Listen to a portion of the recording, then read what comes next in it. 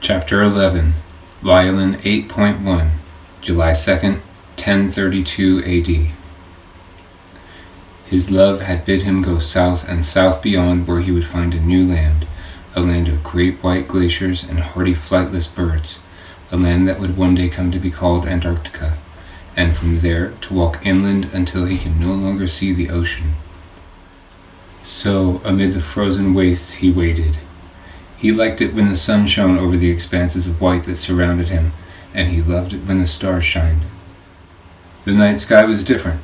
The stars were wholly different than those of the northern sky, and during certain times of the year, he would see great bands of green and blue light dancing amid their splendor as charged particles from the sun careened along magnetic field lines, exciting gases in the atmosphere, and the southern lights decorated the sky.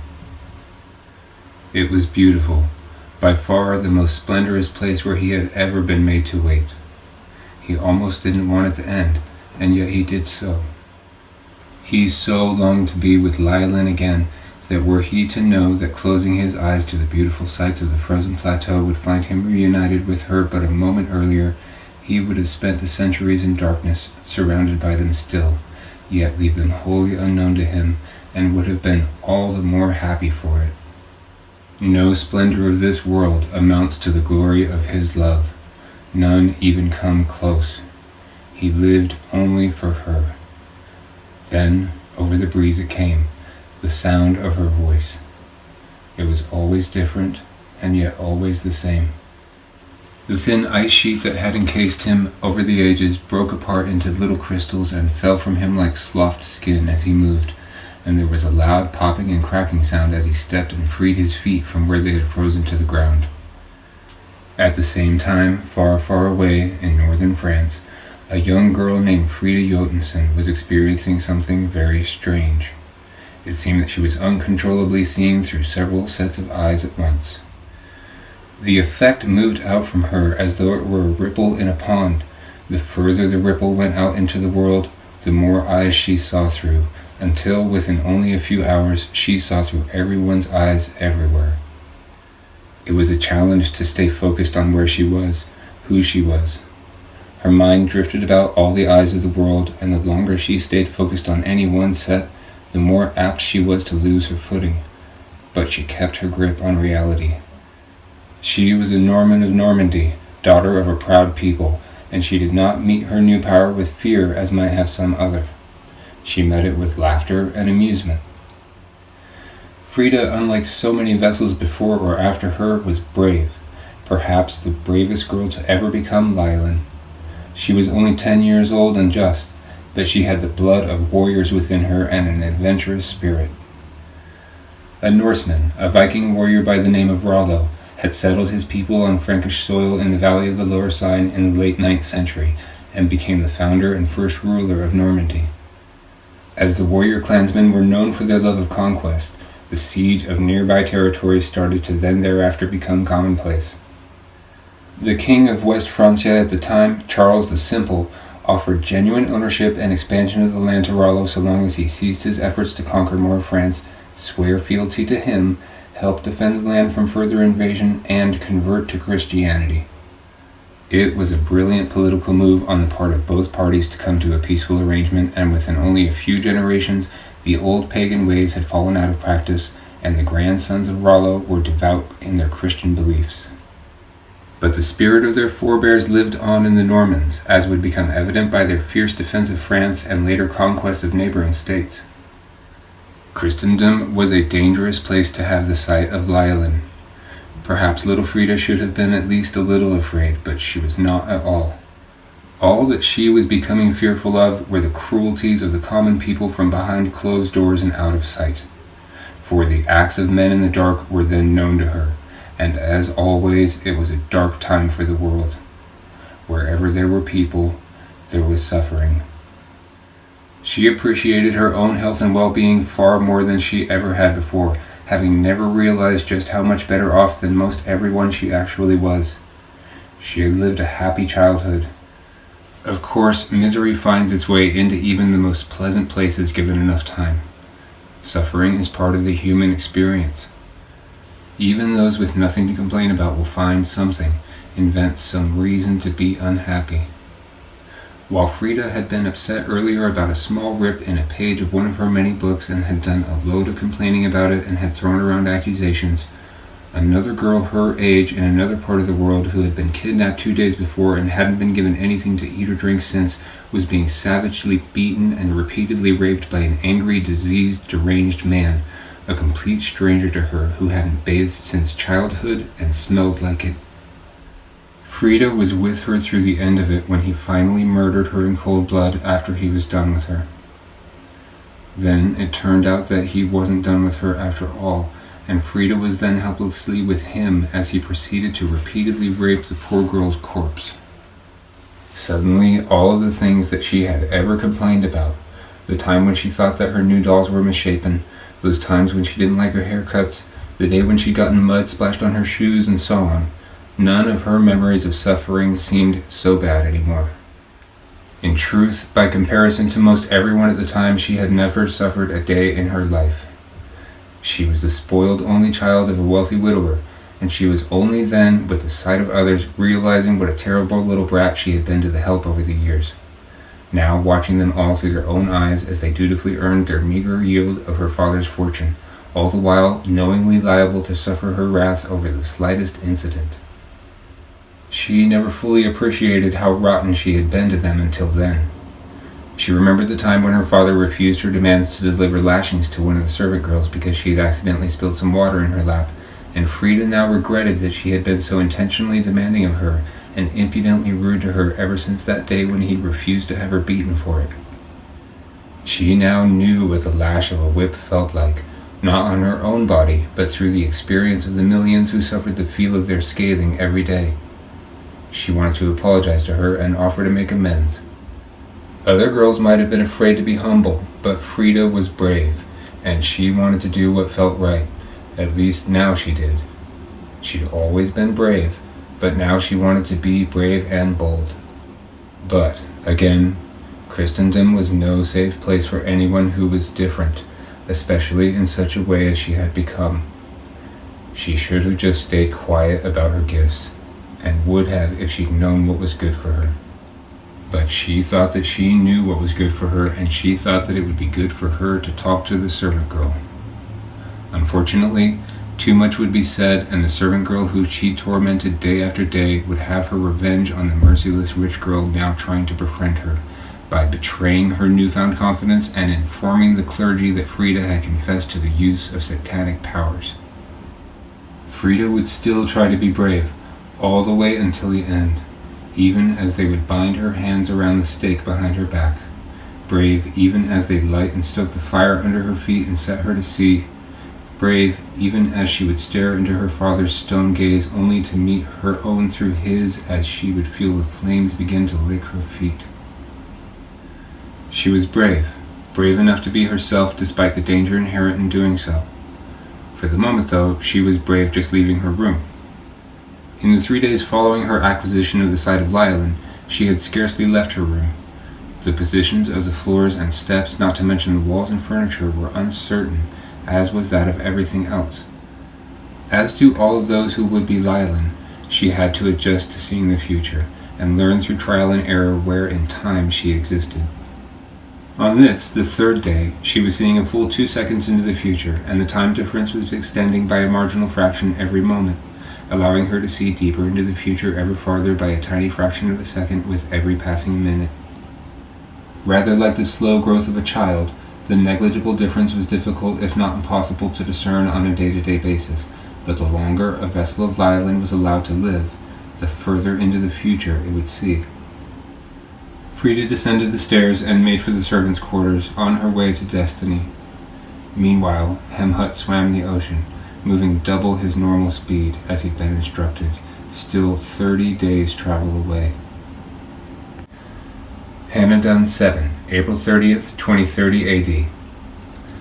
By some great windfall, the domain name had not been already taken when Hannah divined it 5 years prior, and the Shadow Man is Real was now the #1 most often visited website for information about the Shadow Man, and it was all hers. In the beginning it was slow to gain momentum, but interest quickly increased when she started posting videos of her interviews with survivors. Then when she started getting advertisers, she made it her full-time job to seek out stories and survey locations related to the mysterious spirit vigilante. She wasn't making enough money to live well, but she was making enough to live, and she occasionally sold a painting to boot, which she sold on a different site. She didn't want to corrupt the Shadow Man is real by using it for material gains beyond that which was relevant to its content. She did not use her precious website to peddle her paintings. She kept it pure out of her devotion to him. She felt that he was always watching over her, and she wanted to honor him, not soil her tribute with such a filthy practice as pandering for money. For her it was a dream job. Getting paid to do what one loves is the dream of every person for whom money is a concern, and she loved to honor the dark spirit that had saved her. She loved sharing news of him with the world through her website. She didn't love selling paintings. Painting was another of her passions, and she did sell them, but she checked the Shadows by Hannah original painting to the Shadow Man website for orders once a day, and uploaded photos of new paintings once a week. She was completely devoted to her baby, though, and the Shadow Man is Real was gaining more and more followers and getting more and more hits and views every quarter. She was on her way to a good one. For the first time to her knowledge, the spirit had been implicated in the death of a female, and Hannah was going to interview the guy who'd been her boyfriend at the time of her death, who'd witnessed the spirit much in the way that she'd been privileged those 6 years ago. The incident was 2 months old already, and tell of it already existed in print on other websites, but all the other sites only had video footage of the same news clip about the allegations of a dark form like that of a ghost being responsible for the woman's death. She was going to have the first interview with an eyewitness. She expected that she would get a nice big viewership boost with this one once she had it uploaded, along with a decent check next month from her advertisers as an added bonus. Little did she know that the amount of subscribers to her site would grow by more than tenfold that evening, and the number of views on her site would skyrocket by the day's end, but not because of anything that she'd done that day. Hannah arrived at the Jefferson household at about 5 o'clock that evening. The young man that she had come to see, Alan Jefferson, was waiting outside for her. She pulled up and parked her car and got out to go and meet him, breathtaking as always, with nothing lost on Alan. His mouth had actually involuntarily popped open when he first got sight of her, and he was right away smitten, as was the tendency of teenage boys. She approached him, walking like a professional, stuck her hand out for a handshake, and said, "Alan Jefferson, it's nice to meet you. I'm Hannah Dunn. Thank you for agreeing to meet with me. Where would you like to do the interview?" The 19-year-old boy, dumbstruck by her beauty, fumbled his words as he responded. In the house works for me, if that works for you." He was blushing. He couldn't help it. She followed him up to the door, and he held it for her, and his jaw dropped again when he saw her from behind as she passed him and went inside. She straightaway introduced herself to Alan's parents, who seemed nice enough and were so bold as to comment directly about what a knockout she was. Then they made for the living room and got down to business. She set up her little tabletop tripod and mounted her recording device to it, and then sat across from him. "Okay," Hannah said. "What's your name and age for the camera?" "Alan Jefferson," he said. "I'm 19. "All right, Alan," she said, steno pad and pen in hand, ready to take notes. "Tell me what happened." And he told her his story. Alan first met Chastity at a party when she was 15 and he was 18. Her flirting turned into fucking by the end of the night, and that was that. She wasn't a highly empathetic girl, and she regularly showed disregard for the feelings of others. One time when they were out together, a homeless man approached them and asked if they could spare any change, and instead of saying something compassionate like, "No, I'm sorry," she instead reared away from him like he were a disease and said, "Ew, no, gross, get the fuck away from me, you fucking bum." Alan found it all appalling at first, and he used to say things to her like, "You know you'll attract more flies with honey than vinegar," and "Haven't you ever heard of the golden rule?" But he eventually became amused by her attitude and began to even take on some of her traits, becoming ever more straightforward and abrupt. He could never be as unfeeling as Chastity, though. It was just ingrained in who she was. She was a selfish, entitled brat who thought nothing of how she made others feel. She was hot and down as hell, the redeeming qualities that Alan had listed, but she just was not a very nice person down to her core.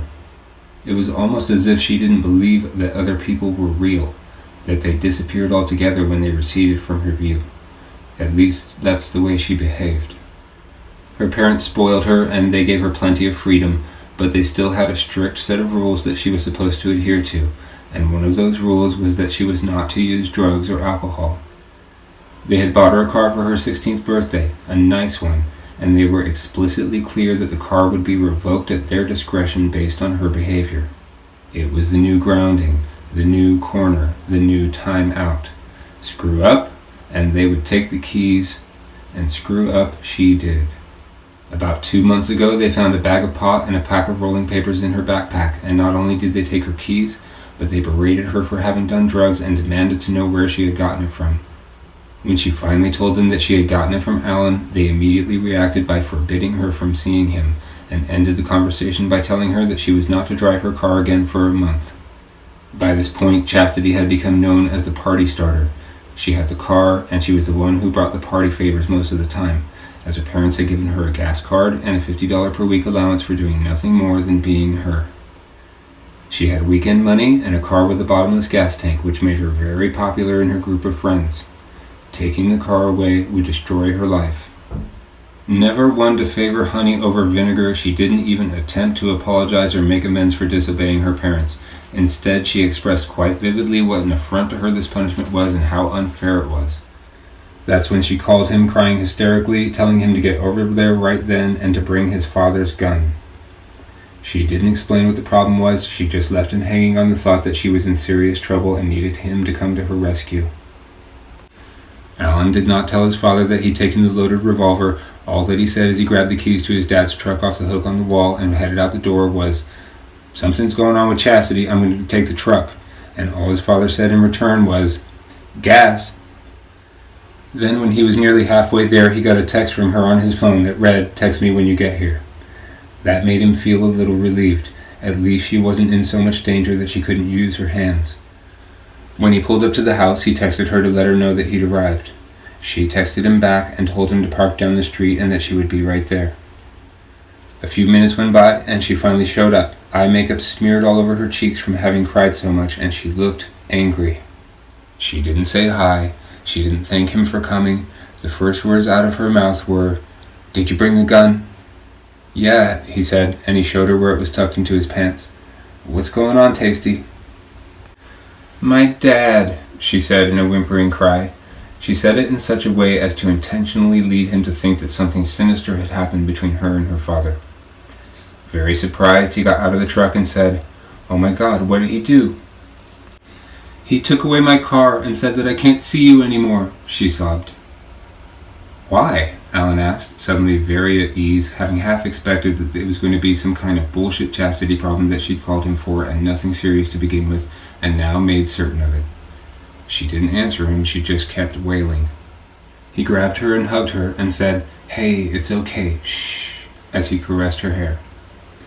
"I want to kill him," she said in a suddenly very normal, quiet voice. He was used to dealing with her level of crazy, but she had reset the bar with this one.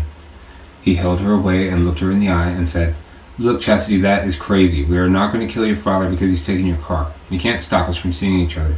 What the hell did you do?" "Nothing," she said in defiance. "My mom found our bag of weed and he freaked out." "It's okay," he held her again, their shadows long in the light of the street lamps. "Just calm down." "I can't," she said. "I'm tired of him trying to control my whole life. I hate him."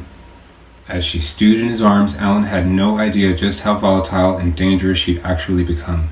He never dreamed that she was so selfish and felt so empowered that she would actually be willing to kill her own father out of sheer defiance. Chastity was the only person in Chastity's world, and no one would take her power. Just as calm began to return, her father came around the corner, walking toward them in a huff. "Chastity Annette Taylor," he said, the obligatory parental use of her full name deployed like a bomb. "Get your ass back in the house right now." She turned to face him and screamed at him. "No! You can't tell me what to do! I'll just leave!" He was closing the gap between them quickly and looked very upset. "The hell you will," he said. "You just lost that car for another month." She stamped her feet and yelled, "I hate you!" He was now about 10 feet from them and approaching fast. "That's 3, he said, reaching his arm up to grab her by the elbow. She then reached for the gun in Alan's belt, pulled it out, and holding it with both hands, pointed it right into her father's face.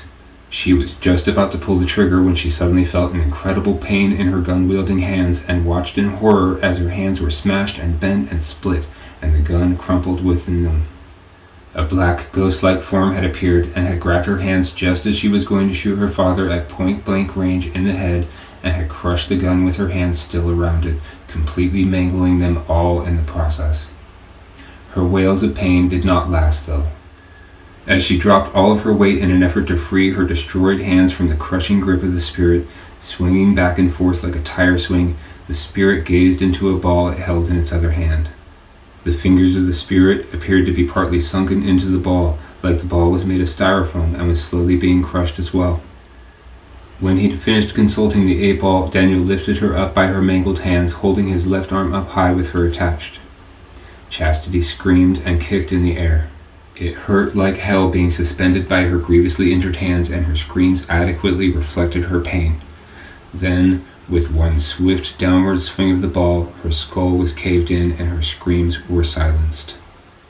Alan and her father had tried to help her, but the spirit could not be touched. Their desperate attempts to stop him did nothing.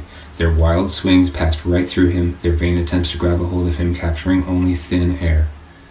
Then, with her body still hanging, he looked into his ball again, let go of the dead girl's hands and the crumpled gun, allowing her body to fall flat on the sidewalk, and disappeared. "Did you ever feel that you were in any danger?" Hannah asked him, tapping the back of her pen on her chin. "No," Alan said. "It was pretty clear that he was there for Chastity. I mean, I'd heard of the Shadow Man before, coming to rescue people and killing the people he stops and everything, but I didn't think that he actually existed. Seeing him in real life is terrifying, especially because you can't fight him. He can touch you, but you can't touch him. How do you defend yourself against something like that?"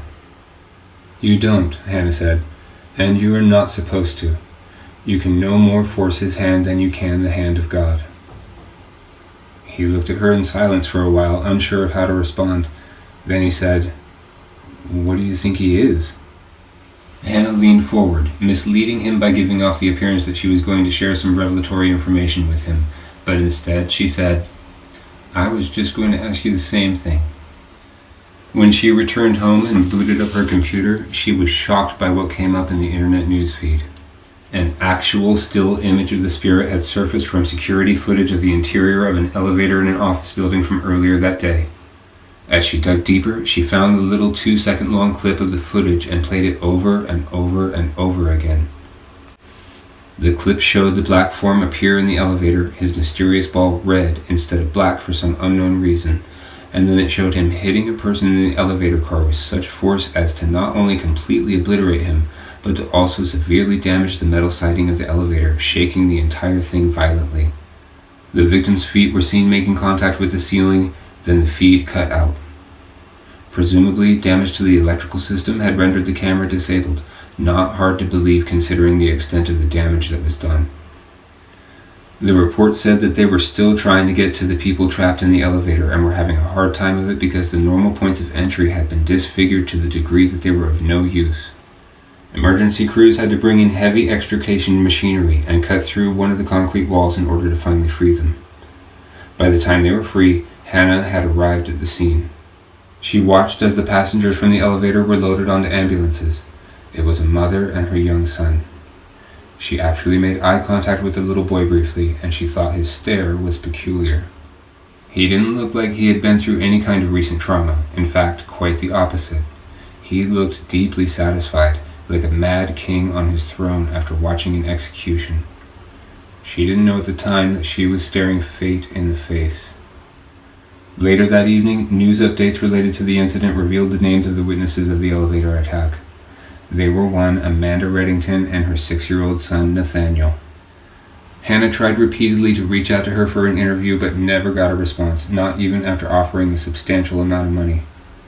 It wouldn't be until Nathaniel would reach out to her more than a decade later that she would finally get her interview about the elevator incident in a meeting that would shape the course of future history.